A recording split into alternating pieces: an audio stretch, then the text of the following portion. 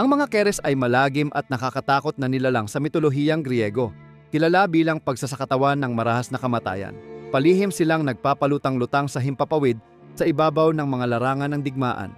Sabik na sunggaban ang mga kaluluwa ng mga nabuwal na mandirigma at katawanin ang walang puknat na kapalarang kaakibat ng digmaan. Ipinanganak mula kay Nyx, ang sinaunang diyosa ng gabi.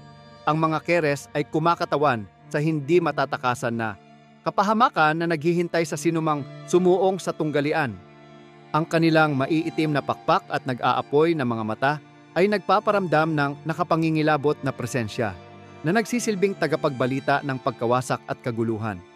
Higit pa sa mga sagisag, sila mismo ang ubod ng hilakbot na kasabay ng armadong pagtutunggali, namumuhay sa karahasang iniiwan ng digmaan.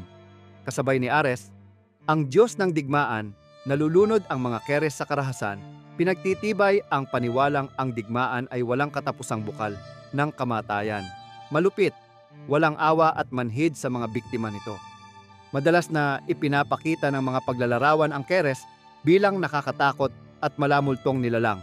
Bilang mga may pakpak, sumasalamin ang kanilang anyo sa walang awang katiyakan ng kamatayang dala nila.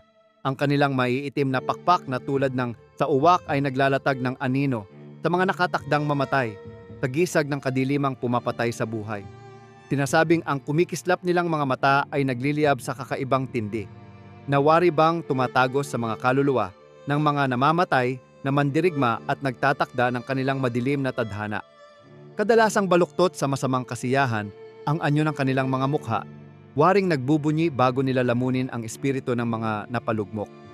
Ang kanilang matatalim na kuko, laging handang punitin, ay sumasagisag sa kawalang takas sa kanilang sakmal.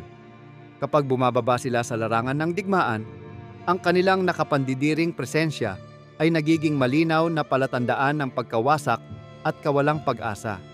Higit pa sa kanilang nakapanghihilakbot na anyo, isinasakatawan ng mga keres ang hilaw na takot ng digmaan, isang puwersang walang kinikilingan, hindi pabor sa matuwid kaysa sa di matuwid, sa matapang kaysa sa duwag. Ang kanilang pag-iral ay madilim na paalala sa walang piling katangian ng kamatayan. Isang walang pagod na puwersang lumalapa sa lahat ng madaanan ng walang pag-aatubili ni awa. May malalim na ugnayan ang mga keres at si Ares, ang walang pagbanayad na Diyos ng digmaan. Habang si Ares ang sagisag ng kaguluhan at kalupitan ng labanan, kinakatawan naman ng mga keres ang pinakakilabot nitong bunga. Marahas at hindi na maibabalik na kamatayan. Hindi lamang sila mga tagasunod ni Ares, kundi mismong dagdag sa kaniyang poot, sumisimsim sa pagkawasak na kaniyang sinisilaban. Sa mga salaysay ng mitolohiya, madalas mailarawan ang mga keres na kasama ni Ares, sumasaklot sa mga larangan ng digmaan taglay ang walang mapigilang gutom. Habang nagpapatuloy si Ares sa pakikidigma, pinupulot nila ang mga kaluluwa ng napatay at nagpipista sa pagdurusa at pagkawasak. Ipinapakita ng di banal na pagkakaisang ito na ang digmaan ay hindi lamang pumupuksa sa katawan, kundi kumakain din ng espiritu, nagiiwan ng lubos na kawalan. Ang kanilang presensya ay lalo pang nagpapatingkad sa sindak ng labanan. Nagpapaalala na ang pinsalang dulot ni Ares ay hindi lamang pisikal kundi pati espiritual, sapagkat inaalis ng mga keres ang nalalabing sigla mula sa mga walang buhay na katawan.